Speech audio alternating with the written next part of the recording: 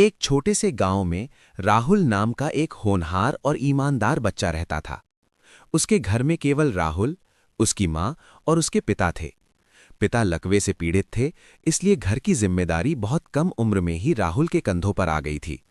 माँ घर संभालती थी और पिता बिस्तर पर पड़े पड़े बेटे की मेहनत को दुआओं से ताकत देते थे। राहुल सुबह मजदूरी करता, कभी ढाबे पर काम करता, कभी खेतों में, और शाम को थके शरीर के बावजूद मन लगाकर पढ़ाई करता था।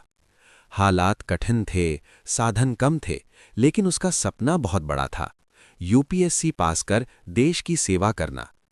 पहली बार जब राहुल ने यूपीएससी की परीक्षा दी तो वो असफल हो गया। लोगों ने ताने मारे, हालात ने उसे तोड़ने की कोशिश की, लेकिन माँ की आंखों में भरोसा और पिता की खामोश मुस्कान ने राहुल को फिर से खड़ा कर दिया। उसने असफलता को अपनी ताकत बनाया और दुगनी मेहनत करने लगा। कई वर्षों की अथक मेहनत और अटूट विश्वास के बाद वो दिन आया जब परिणाम घोषित हुआ।